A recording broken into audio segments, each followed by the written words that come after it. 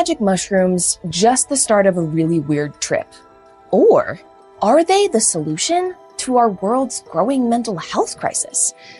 This year saw the first ever trial that directly compared hallucinogenic fungi to traditional medications for depression.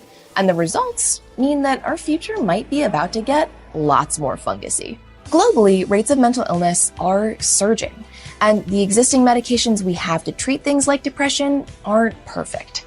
Some people experience crappy side effects or just don't find them effective at all.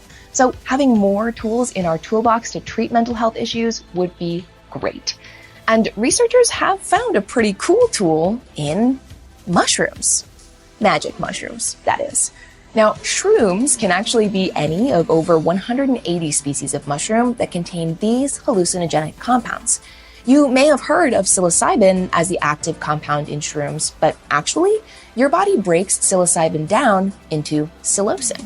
This is actually the chemical that is affecting your brain. It's what induces increased sensory perception, heightened emotions, even euphoria, and those trademark hallucinations. And it's very interesting to neuroscientists because structurally, it's really similar to serotonin. Serotonin is a neurotransmitter and hormone that controls a bunch of things all over your body.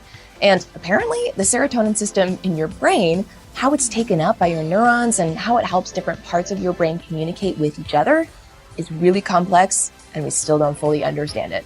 But generally, the consensus seems that low levels of serotonin are linked to depression and anxiety.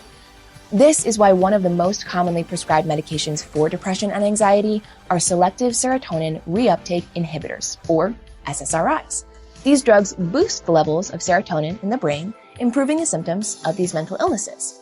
And the scientific community has been looking at hallucinogens for therapeutic use in mushrooms specifically, because their potential side effects are generally considered less extreme than something like LSD or ecstasy. There's less of an extreme peak and then crash, and research shows they have less potential to be addictive.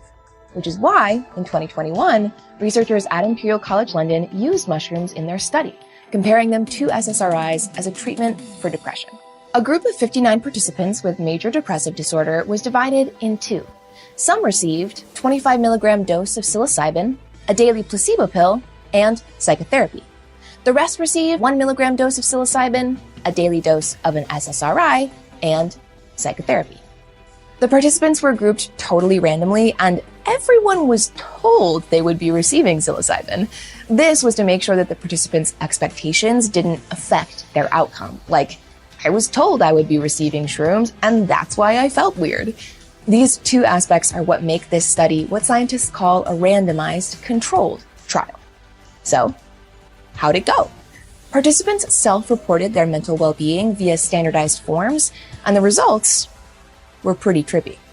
Overall, 70% of the psilocybin-only group responded positively to treatment, compared to the 48% of the SSRI group. The psilocybin group felt the effects of their treatment more quickly. They showed a much greater reduction in suicidality and more improvement in their ability to feel pleasure than the SSRI group.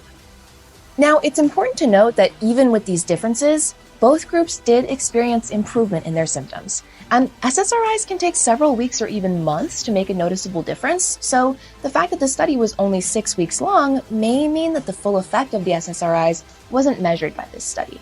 Also, none of the participants experienced any major adverse side effects, which is great, but this is at least partially because the study screened out people with pre-existing psychiatric conditions like psychosis, which might make an adverse event like a bad trip more likely. Now, another more recent study, the largest trial yet of psilocybin's positive impact on depression, was also published in 2021 with equally encouraging results. And many more studies are currently underway worldwide to keep assessing the efficacy and safety of hallucinogenic mushrooms for therapeutic uses. Because we're really just starting to understand how they work. Thanks to tools like functional MRIs, we've found that mushrooms affect the activity of brain areas like the colostrum and the amygdala. We're not entirely sure, but we think the colostrum connects the parts of our brain that take in sensory information, and it plays a role in consciousness. So psilocyin's alteration of colostrum function may change our brain's connectivity and alter our perception of the world around us.